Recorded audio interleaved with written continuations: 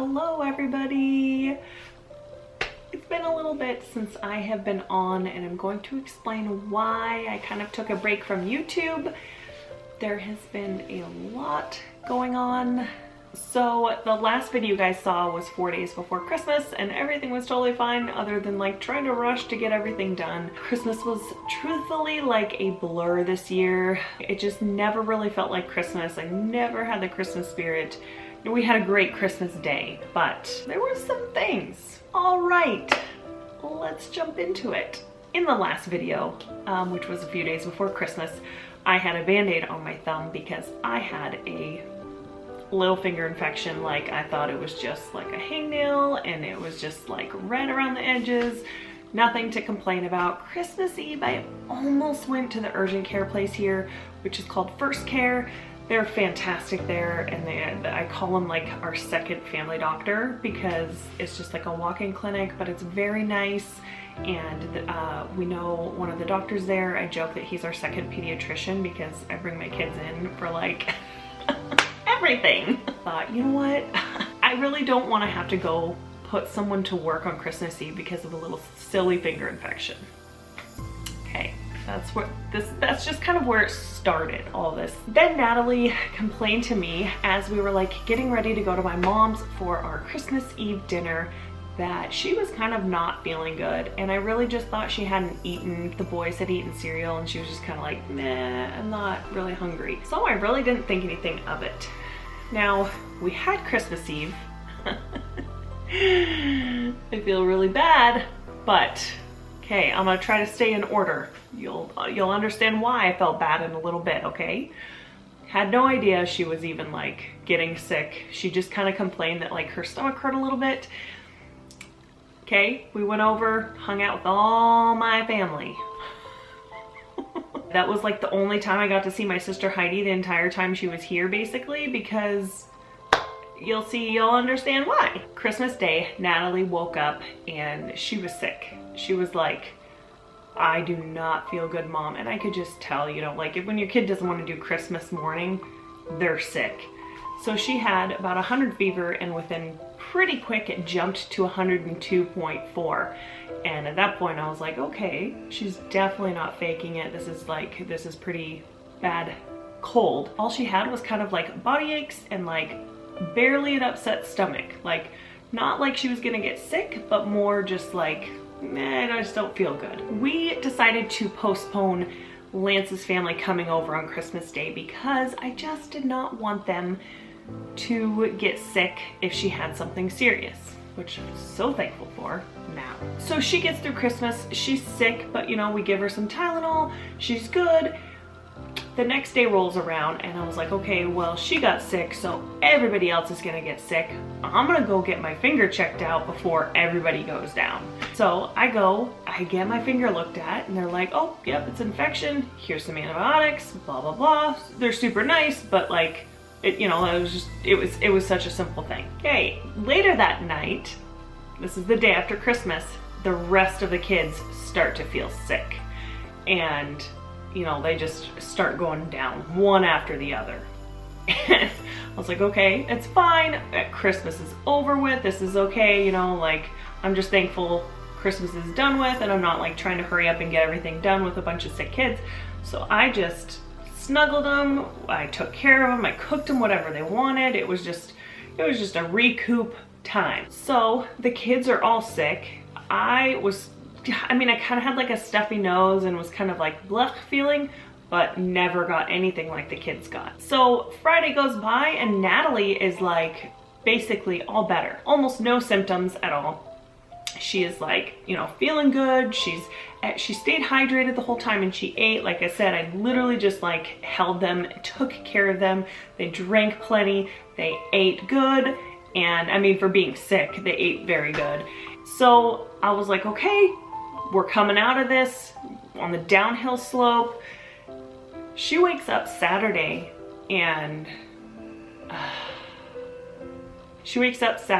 says that she can't walk. And of course, if you're a mom of girls, my first instinct was stop being dramatic. A So I gave her some ibuprofen. I said, go lay back down. Because she was like crawling around on her knees just fine. She wasn't like in any pain doing that. She just said she couldn't stand. What I was thinking was that she just played really hard at my mom's on Christmas Eve and was probably just now like had some sore muscles. She wakes back up probably like 10 or 11, says that she still cannot walk. But she's like walking around her knees and is not in any pain when she does that. I kind of just thought it was like body aches from the flu.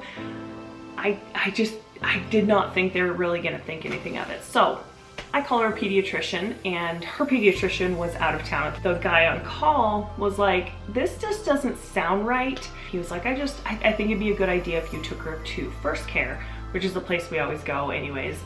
And he was like, just get her, just have her looked at, because I can't really diagnose anything over the phone. I end up having to carry her like into the car, and then like from the car to inside to where they could get her a wheelchair. She was not in any pain when she was like walking on her knees. This part's kind of emotional for me because I know God had such a big hand in this whole thing. We got to First Care and I requested Dr. Westfall, who is who we see every time that we go there. We get in there and he's like, so you can't walk at all? And she was like, no, like not, I mean, it hurts really bad to like even try to stand up. Within 2 minutes of seeing the doctor, he knew exactly what it was. And he said, I think it's rhabdomyolysis. And if that's the case, it's very serious and you are gonna have to go straight to the hospital. So they tested her for rhabdomyolysis, and then they did a strep test on her to see if she had strep throat. The strep test came back pretty quick, positive for strep, and then the rhabdomyolysis test took a little while because they actually had to bring it to the hospital and then get the test results. So he said, if you promise me that you will answer your phone, I will let you leave to go get your antibiotics for the strep, and then as soon as I get those results, I'll give you a call and you'll either be able to go home or you'll have to head to the hospital. We went ahead and left, went to go grab her antibiotics, and I was picking up the antibiotics when he called me and said it came back positive. And the reason I'm like so emotional about this is because he could have just said that it was flu, and he could have just blown it off and said, nope, just flu body aches, it's not a big deal, hydrate, go sleep, but he didn't. And I had no idea at the time, but rhabdomyolysis caused from the flu or strep is so rare. Like, I don't even know the numbers. The hospital, I asked them, and they said they see about 1 case a year. And the fact that this doctor knew exactly what it was, whew, in like 2 minutes of seeing her is mind-blowing to me. They do see rhabdomyolysis in extreme athletes like CrossFitters, people that do the spin classes, people that do marathons, half marathons, anything like that. Rhabdomyolysis is very common. Getting it from the flu or strep is what is like so rare. So the chances of him like even putting 2 and 2 together, I know they go to school for this and I know that's their job to do, but it's just, it's very mind-blowing because it would have been a whole different situation if he would have said, that's just the flu, go home, hydrate. We went ahead and headed to the hospital. The plan was to basically flush her system out. So you can't really stop rhabdomyolysis, but you can stop what's causing the rhabdomyolysis, if that makes sense. She did test positive at the hospital for the flu. So we think it was from the flu, and what happens is it kind of just settled in her muscles, and we needed to treat what was causing that. So they put her on medicine for the flu, and then they just kind of flushed her whole system out. And they just put her on an IV drip. What rhabdomyolysis is an attack on the muscles. So the flu had settled into her muscles and was breaking down her muscles. I believe it can happen on any muscle, but in her case, it was both of her calves. So it was breaking down those muscles, and the stuff that it releases when it breaks down those muscles can damage your kidneys and in some cases can kill you because you have kidney damage. So Saturday night, my mom and Heidi stayed with my kids and took care of them for a little while Lance could come see Natalie and bring her, you know, like bring all of our stuff so we could stay there overnight. My mom was like, Addison is not doing very good. I think you need to get her checked too. And we knew at that point it was a flu because Natalie had already tested positive for the flu. So I was torn in half because I had to be there for Natalie at the hospital. But Addison was at home and she was sick. And of course, like when you're sick, you need mom. So I barely slept on Saturday night.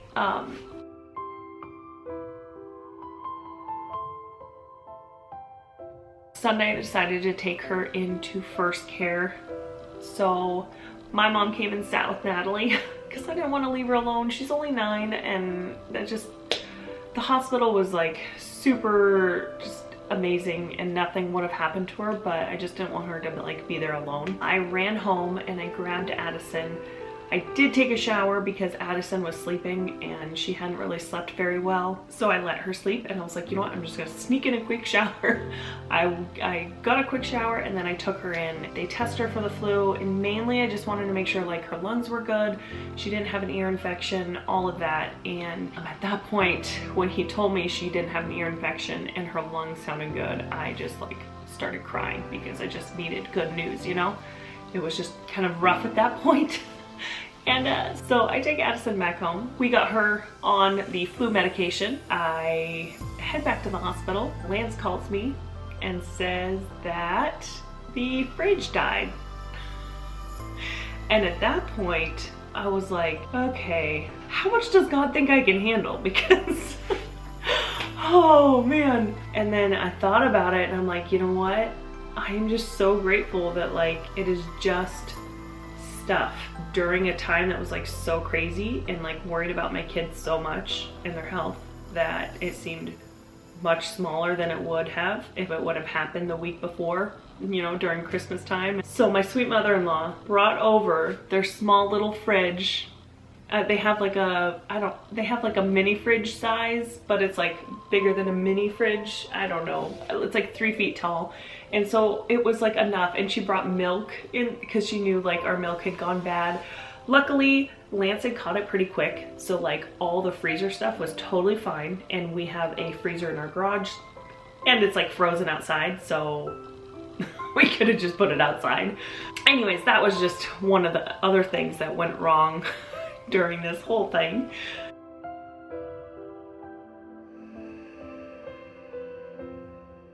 She got her blood drawn again on Monday and her numbers had dropped, but like very small amount. So just to give you guys an idea of what numbers I'm talking about, I believe like 215 and under is normal for the CPK test is what they were giving her. When she got diagnosed, she was 1500. The next day, the day 2 in the hospital, she was 2500, so the numbers had actually gone up. And then the following day, when they were really hoping they had like really declined, they had actually only gone down to like 2300. They kind of put it in my hands at that point if we wanted to go home or not. And I just did not feel comfortable because it still meant she had all those toxins or whatever was that could cause the kidney damage in her body. And she's not a great water drinker. So I decided that we needed to stay one more night in the hospital and just get her flushed out. For my peace of mind, I needed to see a bigger drop in her numbers. And they said that's totally fine. You can just stay one more night. Night 3 in the hospital, everything went pretty good. During this whole time, my church is so wonderful. Oh, they had all, my sweet friend Carrie from church had lined up everybody to bring over meals while we were gone. And I can't see how much that meant to me because being in the hospital, I was not able to cook for my family, you know, and make sure they were eating. I know Lance does a very good job and I did not question him at all, but it took one less thing off of his plate. and literally maybe put more on his plate. I don't know, but I was just so grateful for that. Having that blessing was huge. So we stayed one more night in the hospital. Monday night, we stayed there. Tuesday morning, her numbers were down to 721, which was like a huge relief for me at that point. I felt like I hadn't really taken a breath this whole time, you know, when you just have that there and it's just like on you. That is kind of what happened with her. We ended up getting out on Tuesday morning, afternoon-ish. All right, you ready to go home? Yep, I finally got my IV out just now. She's excited. She got her IV out. We're all good to go. She's walking all good. We're gonna go see her grandma and go get coffee. Oh yeah. Yeah. Going home. We're going home. We're going home. We ended up getting to help with a code pink drill, which is where like a kid gets abducted. This was very cool to see what they did. Oh my goodness, I'm gonna start crying again. So the manager of the department came up to me and said, would you guys like to participate in a code pink drill? You don't have to. I just thought maybe I'd offer it to you guys. You guys would just kind of be like I would pretend like I was taking Natalie and trying to sneak her out of the hospital. And I was like, I would love to. That sounds like a lot of fun. I needed like something fun to do at this point. I wanted something fun. And at that point, Natalie was able to walk all by herself, and which was, again, a huge relief. And I said, you know what? I talked to Natalie and I was like, how do you feel about this? And she was like, yeah, let's do it. So what they did was they actually let us down to the first floor of the hospital. Then they called the code pink over the speaker system and they said, code pink, there's a 9-year-old female with a butterfly shirt on. I didn't get 30 feet before someone stopped me and was like, what are you doing? And then they were kind of like, we know this is a drill. And they came to the security guy, you know, and he was like, okay, let's see if you can get a little bit farther. So then like another girl was kind of like, and then she saw the security guy and was like pointing him towards us. So again, got caught within like another like 10 feet. Then we walk out into the lobby area. At this point, we were like in a hallway with no doors. So we turned the corner into like where the cafeteria was, and the entire hospital was lined with employees. Like every employee stops what they are doing and they line every exit, every door, everything gets guarded. And I got past 2 people and they didn't stop me. At this point, I kind of zipped her coat up because I'm pretending like I'm trying to steal her. So I zipped her coat up so you couldn't see that she had a butterfly shirt on. I get to the elevators and this lady gets up in my face and is like, what are you doing? And I was like, oh, I'm a terrible liar. So I felt like I was like, just terrible. But I was like, oh, we're just leaving the hospital. And she's like, well, are you discharged? And you know, she's trying to like, you know, stay professional, but at the same time, you could just tell she was like freaking out on the inside. And I was like, yep, we already got discharged. And she's like, where's your discharge papers? And like I could just tell that lady was not about to let me leave. And at this point, a bunch of people were surrounding us. And then I was like, when she was like, where's your discharge papers? I was like, it's just a drill. She like looked for the security guard because she couldn't just believe me that it was a drill. And at that point, she just started crying.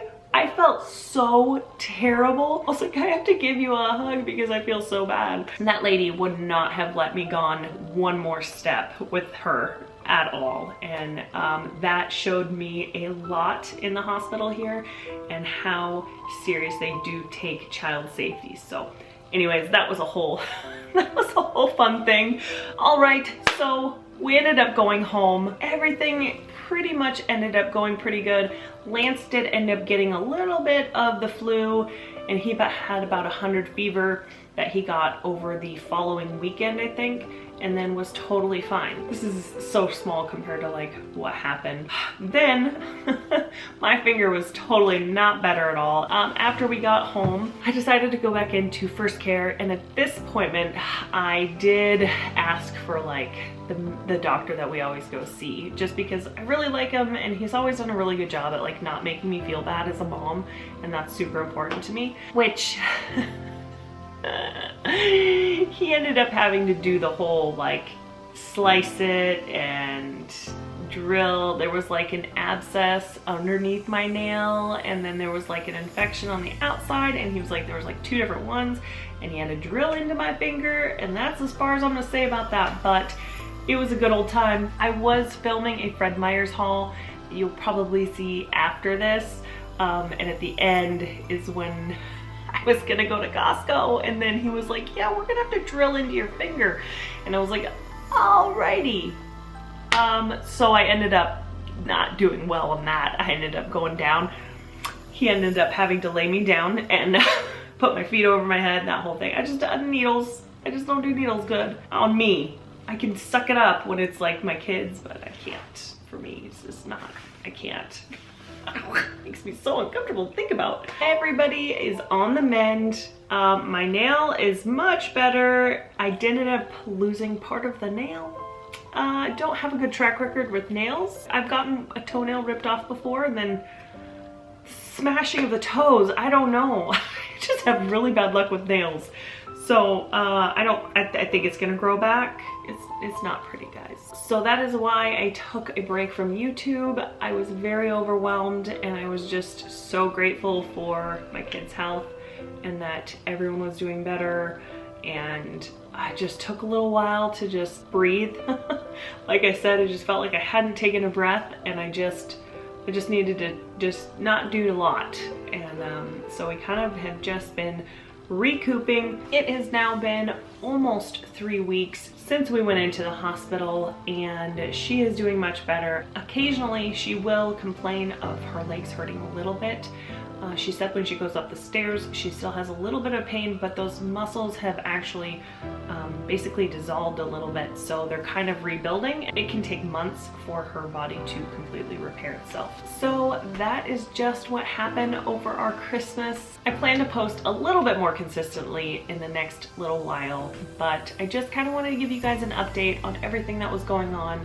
And thank you guys so much for all the prayers, the thoughts. I did kind of keep everybody updated on Instagram, so if you don't follow me there, go follow me now. I do post more just day-to-day stuff. Thank you to everybody that brought gifts to the hospital, that brought dinners over, that just offered to watch the kids even though you knew we were infected with the flu. I just appreciate everybody so much. So anyways, I'm going to end this one.